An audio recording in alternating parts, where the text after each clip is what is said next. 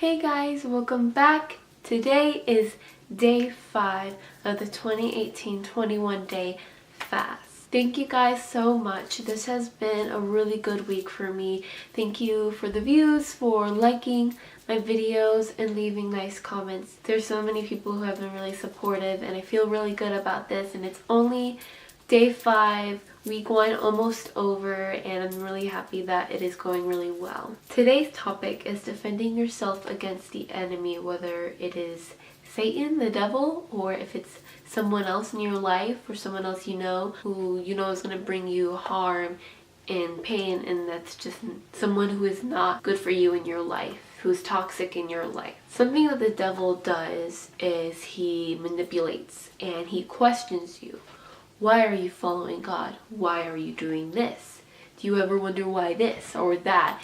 And he'll question your beliefs, he'll question your actions. Like, why don't you go follow that crowd over here? Look, they're popular, they're cool, they're getting money, or whatever they're doing. The devil wants to manipulate you and send you temptations to go the other way. Something you need to say to Satan is, not today. Nope, not today. So you don't even have to answer to the devil. You can go to him and be like, Satan, if you have questions, you go to my God. I only follow my God.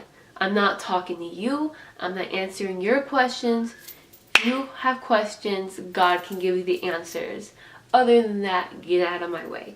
What's really important in defending yourself against the enemy is just trusting in God. It's all about knowing that He's going to be there for you and that He's going to back you up. God is never going to leave you hanging. He's never going to let you fight alone. God will send an army, angels. Once you trust in God, you will not fight alone. He will be there in the battle with you. So you'll have God and a bunch of angels, and then this one little devil. And you probably already know who's gonna win that fight. There are a lot of people who do fall for the temptations. A phrasing that can describe the devil's ways is a wolf in sheep's clothing. He tells you about all this amazing things, like going in this direction is just so much easier. It's gonna be better for you. Just following God is hard, It's a long road. It takes patience. You have to wait for Him, Being a Christian nowadays is getting a little harder. Like, come on, just go over here. It's easier. It's quicker. And the thing is, it's true. It is. Being a Christian, it does take a lot more patience. It does take a lot of work and trusting. But in the end, it is worth it. But with the devil's way, it's easy, it's not going to be very great. It's going to go bad. All that greatness that you had going into that path is all going to go away as quick as you got into it. Here is a verse from Proverbs 3:5.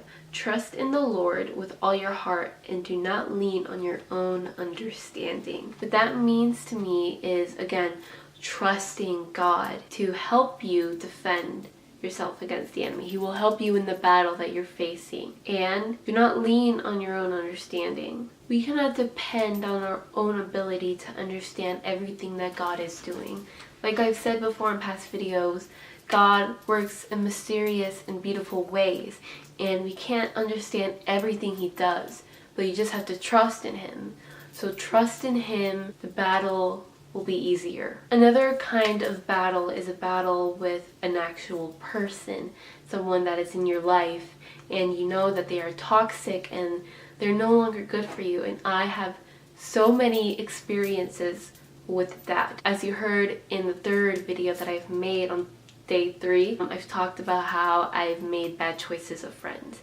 I made friends who were, again, wolves in sheep's clothing.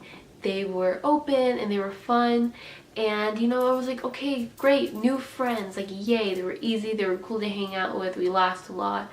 And my parents always have a sense, and when they don't like someone or they have a feeling about someone, they let me know. And every time I've ignored them, and I would always get hurt again they would be manipulative, they would take advantage of my kindness, and it was a really bad time. But then I was too kind to let them go. They were already hurting me, but I didn't want to hurt them. And it sounds really weird, but that's how I was, and I let them deceive me. Something you have to do if you're in that certain situation is to let them go. And it might be really hard. It is kind of hard to just drop a person, not talk to them without them coming up to you like, hey, why aren't you talking to me? Like, why aren't you, what's wrong? What's up with you? Something I did with my last toxic friend, we got into a fight through text, which is one of the worst. I told her how I felt, but she turned the whole situation back around to me, thinking it was my fault that I felt this way. She's just really just hurting my feelings, just talking bad about me and then talking bad about my family, how I'm such a princess and that I'm too sensitive, and that she's just throwing all these mean and bad things back to me. And I was hurt, but the next day at school, she wouldn't even look at me in the eye. She was cowardly. And that's the same thing with the devil. The devil is cowardly. Once you start shooting back at him, he backs away. He's like done. He doesn't even make eye contact with you. Once he sees that you're coming back with more force and with God on your side, he will back away.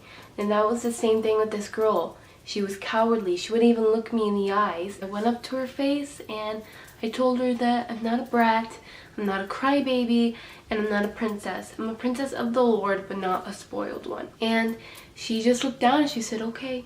And she was cowardly. And I just walked away, and I felt so proud of myself. I felt like 100 pounds just fell off my chest because I had all of that toxic out of my life. Finally, I cut her off completely. And ever since then, I haven't spoken to her. She did come back to me a little bit after, and she actually apologized to me. And I accepted her apology, and she expected to be best friends again, but I didn't trust her. So she got mad at me. She was the same person, and I had to just, okay, no more contact, no more social media, anything. And I'm great. And it's because I listened to my parents finally, and I trusted in God, and God gave me the courage to go up to her and cut her off. Ever since then, with toxic friends, I have zero trouble. I have zero baggage. I have good friends who support me and don't give me any toxic, they don't manipulate me in any way, and they are great friends. If there's someone in your life who is bringing you down, you need to cut them off. And it can be scary because, I don't want them to be talking behind my back. I don't want them to be talking bad about me after I stop being friends with them. That shouldn't matter. And they should have better things to talk about besides being petty, okay? They need to over there. Also, it could be hard, but don't seek revenge on them. After you cut them off, maybe they do talk bad about you, and now you want to get them back for all the torture that they put you through. You just want to get them back somehow. You want to know a way to get them back? Pray for them. And it's so weird. Why would you pray for your enemy? You wanted to defend yourself against the enemy. Now you're going to pray for them. And it is weird. But trust me, something that God does is when you pray for someone and he knows that that person has been hurting you, God will handle things himself. It's kind of like this is them and this is God's hand. He's like, don't do that again. Leave them alone, and he will use his ways and he will make sure that person is out of your life. I know from experience because I have not seen or spoken to that girl ever since, and all I had to do was pray for her. And that is the best way to get your enemies out of your life, is to trust in God, cut them off, go to their face, defend yourself, cut them off, and then pray for them. And then they will be completely out of your life. Trust me. That is it for today's video. I hope that I could help someone out there who is struggling with toxic friends like I have, and learned to have the courage to stand up for yourself and cut them off completely. Thank you guys for watching. Once again, keep liking and posting nice comments down below. You can follow me on my Instagram, which I will put in the description down below. Thank you guys again so much for watching. Don't forget to like and share as well, and I will see you guys tomorrow. Bye.